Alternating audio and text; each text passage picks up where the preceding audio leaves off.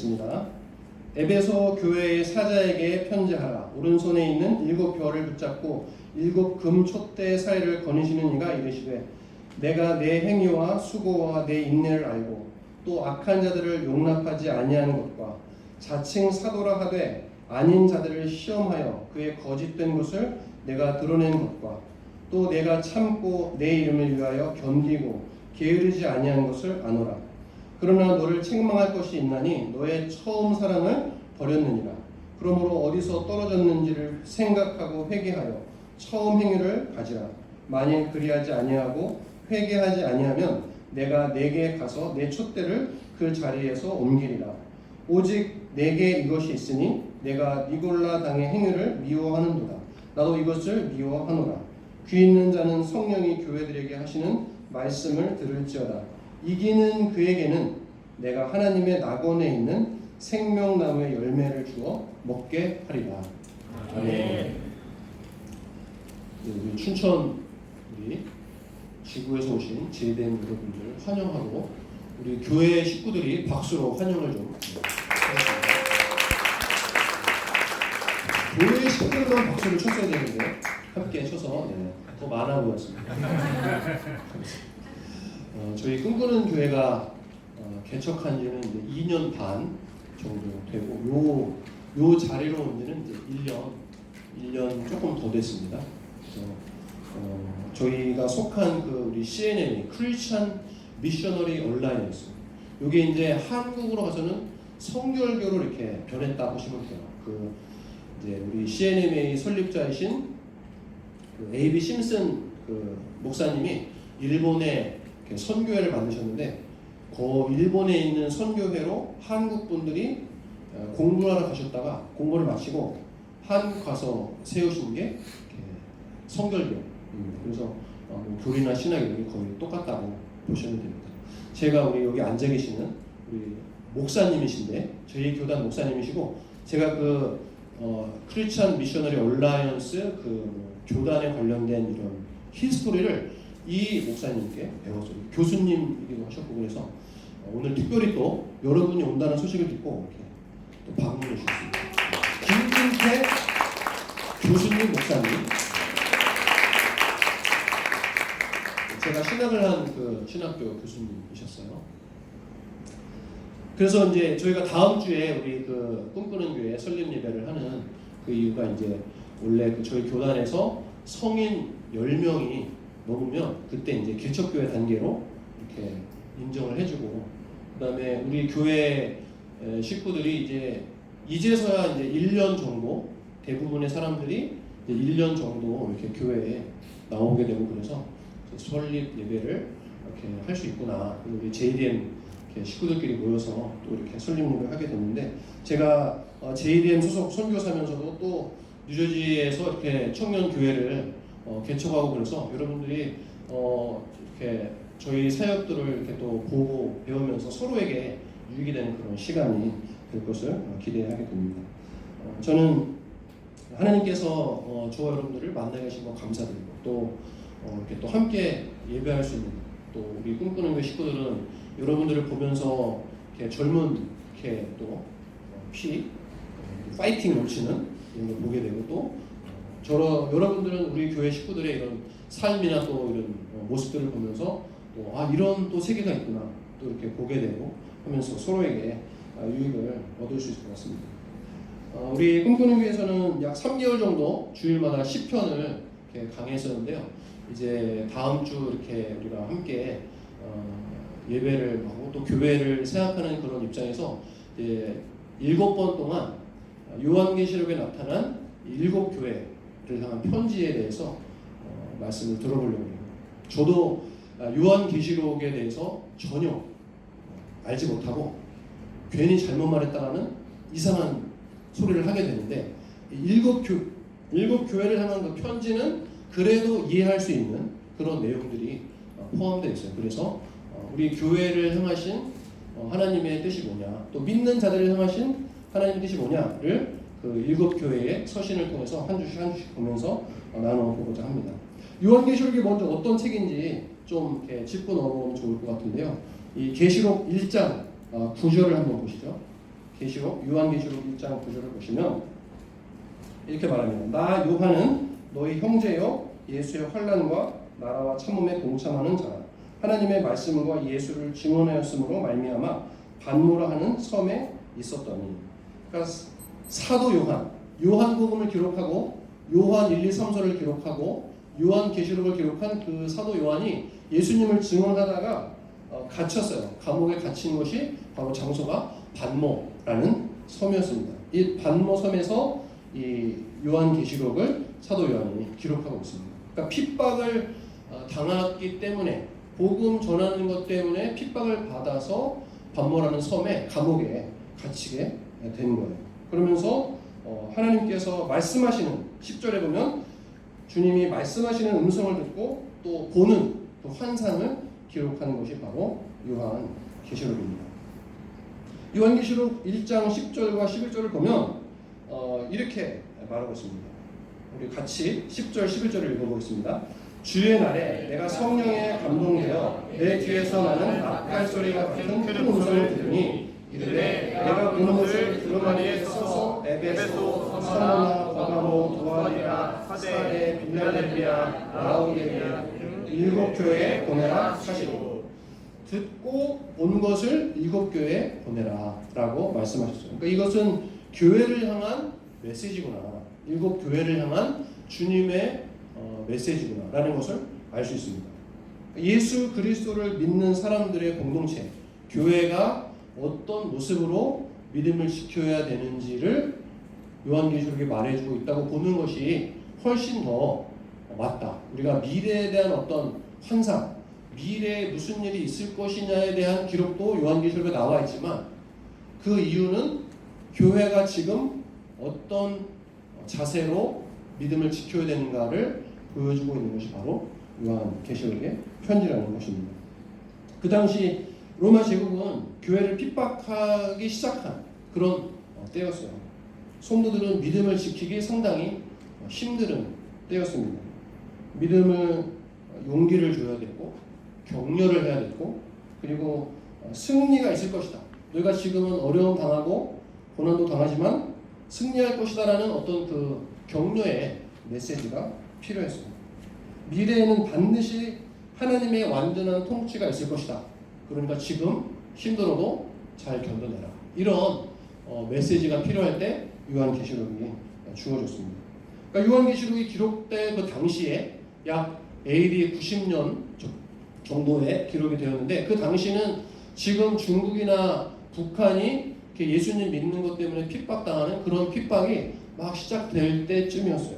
그래서 기독교인들이 비밀리에 믿음 생활을 했어야 됐습니다. 그래서 여러분이 아시는 그림 하나 넘겨주시면 여러분이 알고 있는 요거 이게 물고기 표시인데 이게 그리스도인이라는 것을 상징하는 그 표죠. 그 안에 써 있는 게 익투스라고 읽는데 이게 물고기라는 단어예요. 익투스가. 근데 그 한 글자 한 글자를 따지면 이 뒤에 한 장 넘겨보시면 이런 뜻이 됩니다. Jesus Christ, God's Son, Savior. 그거를 딱 한 글자 한 글자 따지고 합쳐보니까 이게 익투스라는 단어가 되는데 그 익투스라는 단어가 결국은 물고기라는 단어고 결국은 물고기 표시를 하고 있으면 비밀리에 그리스도인들이 서로가 그리스도인임을 알아챌 수 있는 핍박 당시에 그런 기호가 바로 이 물고기 익투스라는 그런 표시였어요. 그러니까 이렇게 숨어서 비밀리에 믿음을 지켜야 되는 그런 상황 가운데서 일곱 교회에 보내는 이 메시지가 바로 오늘 저와 여러분이 살펴볼 요한복음 첫째로 나오는 이 에베소 교회를 향한 이 메시지입니다. 그때나 지금이나 모든 교회는 저와 여러분들도 영적인 전투에 노출되어 있습니다. 영적인 전투에 노출되어 있다는 말은 우리가 영적인 전투를 싸우다 보면 승리할 수도 있지만 패배할 수도 있다. 교회가 로마 제국으로부터 당하는 그 핍박은 목숨을 내놓아야 할 정도의 그런 핍박이 있었습니다. 또 요한계시록 3장 14절부터 나오는 라오디게 교회의 모습을 보면은 너무 그 당시의 그 풍요로움, 그 도시가 주는 풍요로움과 그 로마 제국이 줄 수 있는 풍요로움을 다 누리면서 평안하게 사느라고 오히려 영적 전투보다는 그 반대로 평안한 삶을 누리느라고 믿음의 삶을 살지 못하는 그런 모습도 있었어요. 어떤 상황이든지 간에 믿음을 정말 지키느라고 힘든 상황이든지 너무 풍족하고 풍요로워서 세상과 동화돼서 사는 그런 삶을 산든지 간에 똑같은 공통점은 뭐냐? 둘 다 영적 전투의 상황 가운데 있다는 것입니다. 이런 상황에서 영적 전투에서 패배하지 말고 승리해라 라는 것이 교회를 향한 메시지였어요. 오늘 이 에베소 교회를 향한 편지를 포함해서 7교회를 향한 모든 메시지가 조금씩 다른데 맨 마지막에 7번 모두 공통적으로 나오는 단어가 있는데 그건 뭐냐면 이기는 자라는 단어가 나와요. 오늘 2장 7절 말씀에서 이렇게 말하죠. 귀 있는 자는 성령이 교회들에게 하시는 말씀을 들을지어다. 이기는 그에게는 내가 하나님의 낙원에 있는 생명나무의 열매를 주어 먹게 하리라. 7번 모두 메시지는 다르지만 영적 전투에서 이긴다면 하나님의 상급이 주어질 것이다라고 7교회 모두에게 공통적으로 말씀하고 있습니다. 이것을 보면 이 교회들을 향한 메시지는 승리하는 교회가 됩니다. 영적 전투에서 이겨서 승리해라. 너희는 이길 수 있다라는 메시지를 주고 있습니다. 그리스도인들, 저와 여러분에게는 사실은 패배보다는 승리가 더 익숙한 단어가 되어야 하는 줄로 믿습니다. 왜냐하면 예수님께서 고통을 이기셨고 예수님께서 사단의 유혹을 이기셨고 예수님께서 두려움을 이기셨고 예수님께서 십자가에서 죽음을 이기셨기 때문에 예수 그리스도를 따르는 저와 여러분은 예수님과 닮은 삶을 살아간다면 저와 여러분에게는 패배보다는 실패보다는 승리가 더 익숙한 단어가 되어야 하는 줄로 믿습니다. 그러나 마치 우리가 살아갈 때는 패배가 더 익숙한 것처럼 살아갈 때도 있죠. 오늘 말씀을 통해서 우리가 어떻게 승리하는 삶을 살아야 될지 말씀을 통해서 보시기 원합니다. 첫 번째로 등장하는 이 에베소 교회를 향한 주님의 말씀이 무엇이었는지 한번 보도록 하겠습니다. 2장 1절을 우리 같이 읽겠습니다. 2장 1절입니다. 에베소 교회 사제에게 편지하라. 오른손에 있는 7별을 붙잡고 7 금촛대 사이를 거니시는 이가 이르시되. 지금 에베소 교회를 향해서 메시지를 선포하시는 그 주님이 누구시냐? 7별을 붙잡고 7 금촛대 사이를 거니신다. 이게 이제 약간 벌써 환상을 본 그런 모습인데 7별은 뭐고 7 촛대 사이를 거닌다는 건 뭐냐? 이것을 바로 앞에 있는 20절, 1장 20절 말씀을 보면 조금 이해할 수 있어요. 1장 20절 말씀을 우리 또 읽어보겠습니다. 시작.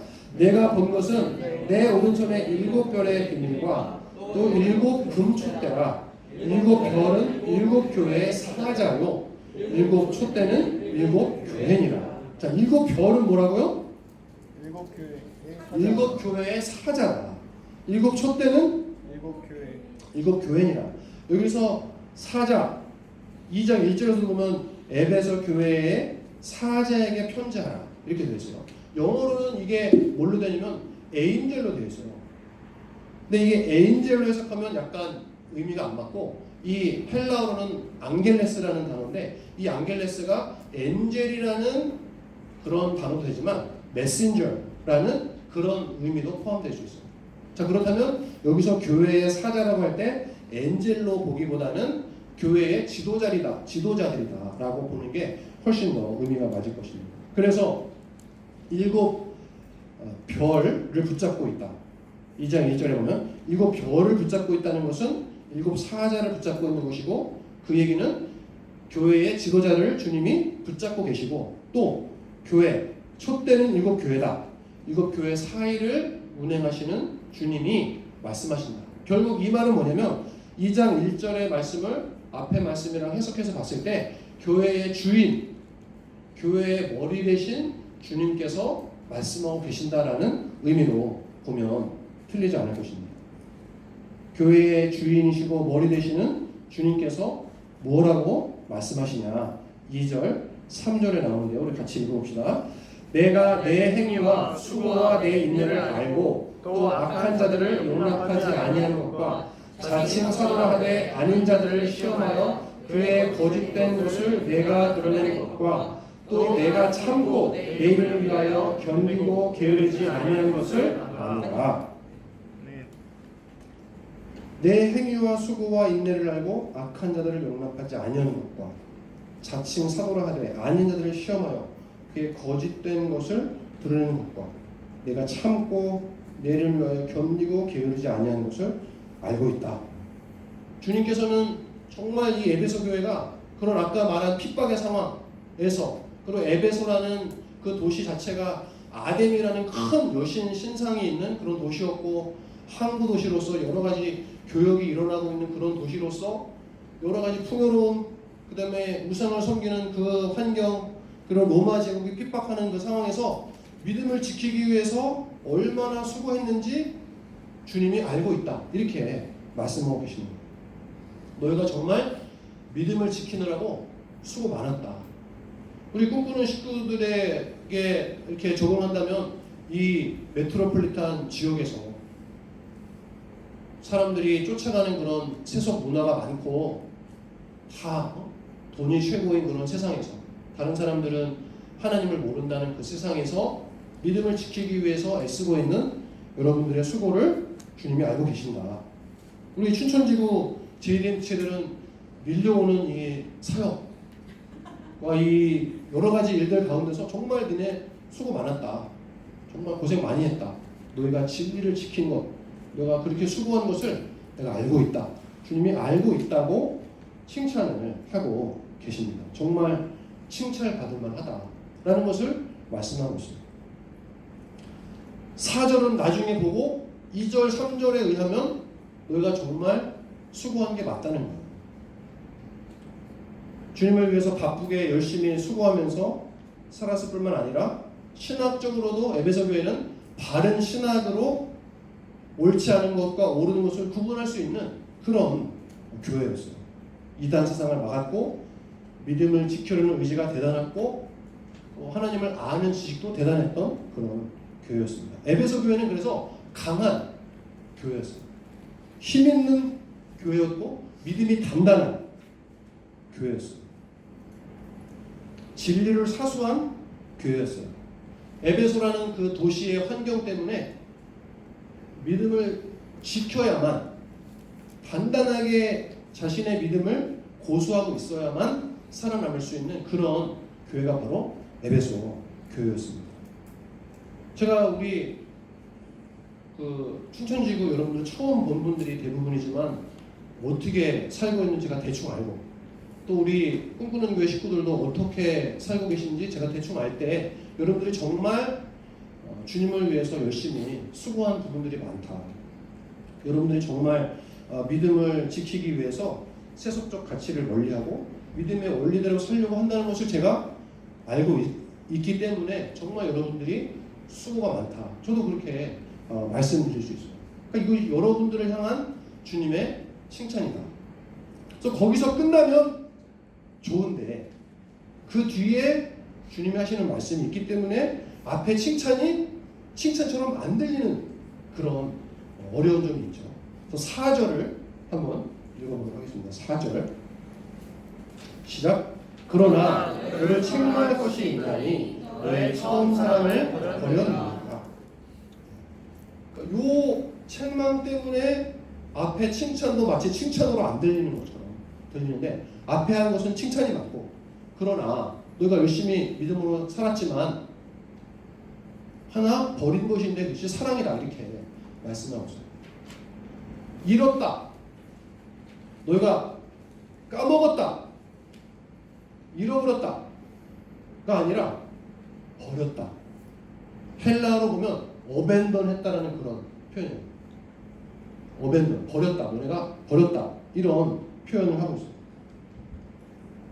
추측할 수 있는 것은 교회가, 에베소 교회가 그런 환경 가운데서 잘못된 교리들을 위해서 싸우고 핍박을 이기기 위해서 열심히 노력하고 진리를 지키는 가운데 강한 교회로 남아있다 보니까 따뜻한 마음, 주님을 향한 그 뜨거운 마음, 서로를 향한 그 사랑이 잊혀지게 된 것이 아닐까.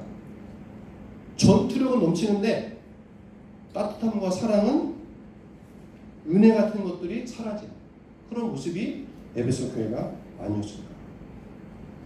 그래서 우리는 에베소 교회가 버린 사랑을 두 가지로 생각할 수 있을 것 같아요. 첫 번째는 주님을 향한 사랑을 버렸구나를 우리는 이해할 수 있습니다. 열심과 인내와 행위들은 있었지만 주님을 향한 그 애틋한 사랑의 마음, 뜨거운 사랑의 마음은 잊어버렸구나. 어느샌가 사라져 있구나. 오랜 전투에 지친 군인들이 너무 이렇게 전투에 열중하다 보면 자기가 왜 싸우는지를 잃어버리는 경우가 있어요. 여러분들이 너무 젊어가지고 태극기 휘날리며를 봤는지 모르겠는데, 태극기 휘날리며라는 영화에 보면 6.25 전쟁에 관련된 영화인데 장동건, 원민이 나옵니다. 장동건이 진태 역할을 하고 원민이 진석 역할을 해요. 근데 이 장동건, 진태가 동생 원민, 진석이랑 같이 이렇게 6.25 전쟁에 착출이 돼요. 그래서 이 형 진태가 동생을 같이 옆에 두고 전투를 이렇게 합니다. 근데 이 형은 가족을 너무 사랑하는 나머지 동생이 어떻게든지 이 전쟁의 위험에서 좀 이렇게 벗어났으면 하는 마음이 있었는데, 열심히 전투를 해서 최고의 훈장을 받으면 다른 가족들은, 형제들은 제대할 수 있다라는 소식을 듣게 돼요. 그래서 이 장동건, 진태가 엄청나게 열심히 전투를 합니다. 그래서 정말로 훈장을 점점 받아가고 있어요.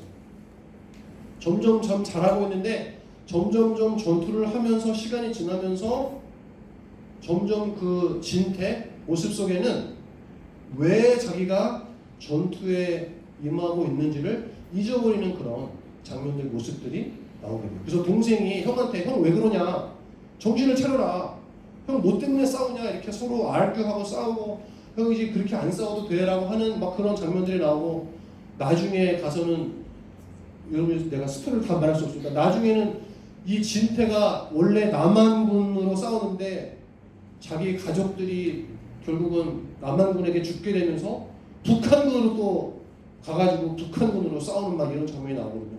그러니까 결국 이 진태가 자기가 왜 싸우게 됐는지를 모르는 그런 모습을 보여주고 있어요.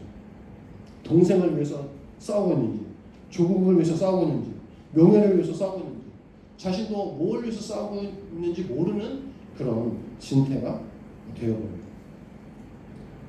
저 여러분이 주님을 위해서 지금까지 산다고 생각했는데, 열심히 믿음 생활을 해왔는데, 만약에 그게 갑자기 돌아보니까 주님을 위해서, 주님을 사랑하는 마음으로 살아온 게 아니었다면, 내가 열심히 뭔가 희생도 하고 헌신도 하고 진리를 지키고 살아왔는데 알고 보니까 다른 어떤 목적이 나에게 있었다는 거예요. 내 마음에 주님을 향한 사랑하는 마음은 발견할 수 없고 그냥 지금까지 흘러왔다면 얼마나 주님이 안타까워 하시겠습니까? 저 여러분이 얼마든지 하나님을 향한 사랑 없이, 하나님을 향한 뜨거운 열망 없이, 하나님을 향한 깊은 감사 없이 교회 다닐 수 있고 열심히 종교 생활을 할 수 있는데, 그 사랑을 주님은 되찾으라 라고 말씀하고 있는 것입니다. 어디서 떨어졌는지 확인해라. 5절 말씀에 보면 어디서 떨어졌는지를 생각하고 회개하여 처음 행위를 가지라. 어디서 떨어졌냐? 에베소 교회의 입장에서는 진리를 지키다 보니까, 핍박에서 승리하려고 하다 보니까 결국은 사랑은 버리게 되는 그런 결과를 가져왔는데, 저와 여러분이 만약에 주님을 향한 사랑을 버렸다면 어디서 왜 버렸는지 찾아서 주님과 뜨거운 그 사랑, 주님을 사랑하는 그 마음으로 돌이키는 저 여러분 되시기를 바랍니다. 또 한 가지 버린 사랑이 무엇이냐? 이것은 처음 사랑을 버렸다는 것이 꼭 첫사랑 해가지고 주님 처음 만났을 때, 예수님 처음 만났을 때 그 뜨거운 사랑만 처음 사랑이냐라고 할 수 없죠. 에베소 교회가 버린 사랑이 처음 사랑이라고 해서 감정적으로 막 불타는 그 사랑이라고 할 수가 없습니다. 여러분 첫사랑은 다 해봐서 알겠지만, 안 해본 사람도 있는지 모르겠지만, 첫사랑 할 때 그 어떤 그 뜨거움, 막 애절하고 보고 싶고 막 이런 감정이 꼭 아니어도 다른 사랑도 있는데 어떤 사랑이냐? 여기 보면은 5절과 4절에서 같은 말을 다르게 표현하고 있어요. 처음 사랑을 버렸다. 5절에서는 처음 행위를 버렸다. 이렇게 표현하고 있어요. 그러니까 처음 사랑과 처음 행위가 같은 그런 말이에요. 그러니까 꼭 이것이 뜨거운 감정을 말하는 것이 아니라 사랑의 행동들을 말해주고 있다고 우리는 추측할 수 있어요. 저와 여러분이 고린도전서 13장, 고린도전 13장 잘 알고 있는 이 사랑장 이야기를 볼 때 그 사랑장 이야기는 이렇게 나오죠. 사랑이 없다면 울리는 꽹과리와 같다. 네가 아무리 이걸 저걸 해도 사랑이 없다면 울리는 꽹과리와 같다. 한번 찾아볼까요? 고린도전서 13장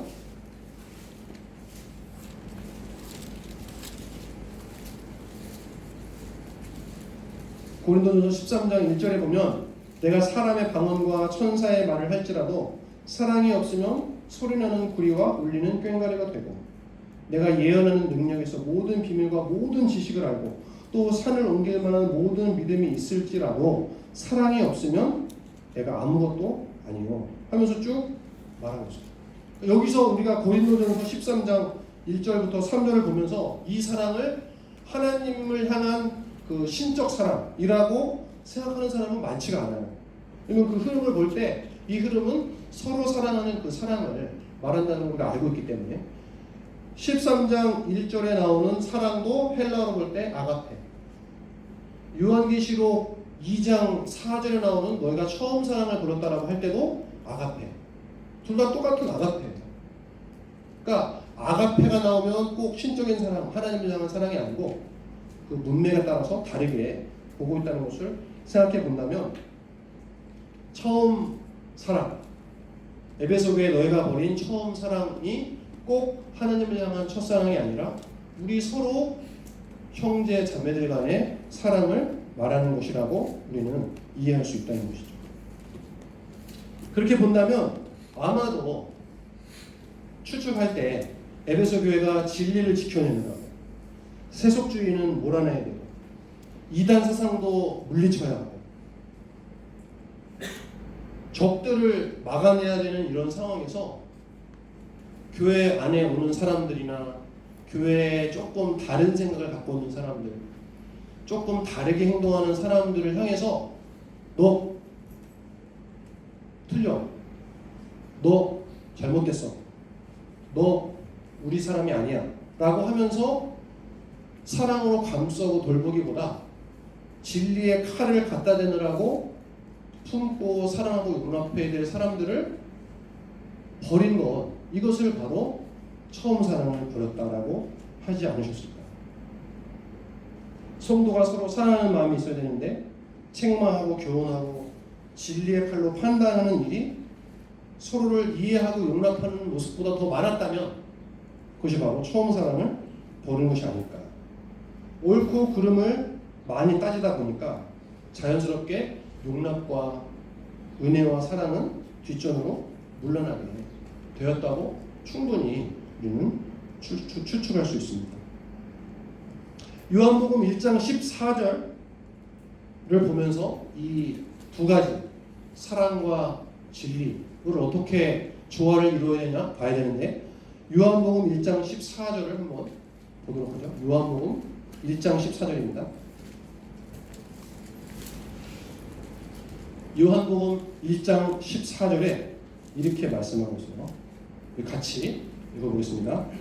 말씀이 육신이 되어 우리 가운데 거하심에 우리가 그의 영광을 보니 아버지의 독생자의 영광으로 은혜와 진리가 충만하더라. 예수 그리스도의 영광은 어떤 영광이냐?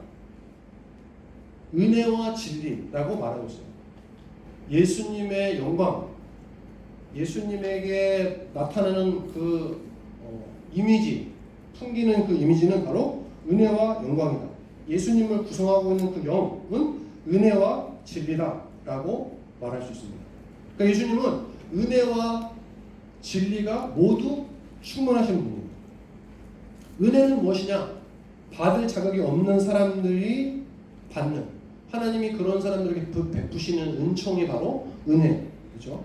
은혜는 조건 없는 사랑과 포용이다. 진리는 뭐냐? 옳고 그른 것이 무엇인지 알려주는 율법과도 같은 것이다. 이것은 옳고 이것은 틀리다. 이것은 맞다. 이것은 진리다. 라고 할 수 있는 것이 바로 진리죠. 예수님이 머리시고 교회가 몸이라면 교회 안에도 예수님과 똑 닮은 은혜와 진리가 충만한 모습이 있어야 되는 줄로 믿습니다. 그리스도인의 공동체 안에는 은혜와 진리 두 가지 모두가 예수님처럼 충만해야 한다고 믿습니다.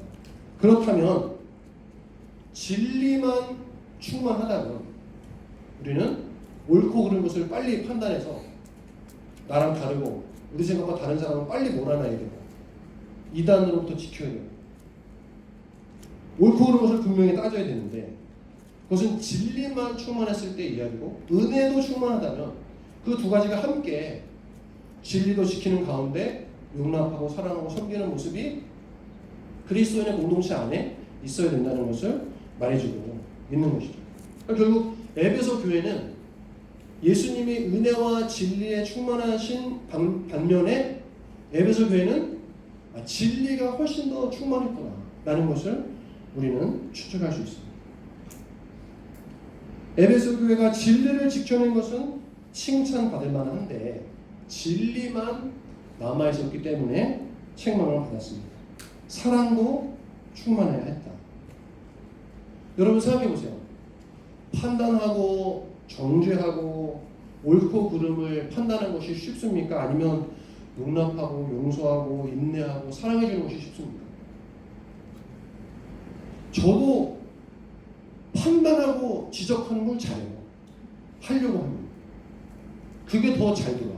하지만 사랑하고 품어주고 인내하려면 더 오래 걸리고 더 힘들고 더 노력해야 되는 게 사랑과 포용과 인내예요. 진리의 칼을 갖다 대는 건 쉬운데 기다려주고 용납하고 사랑해주는 건 훨씬 더 어려워요. 사랑이 오히려 더 어려운 행동이다. 이런 모습을 주님이 에베소 교회에 사랑이 부족한 모습을 보셨기 때문에 이런 책망을 하고 계신다. 그렇다면 주님이 어떤 솔루션을 주고 계시냐?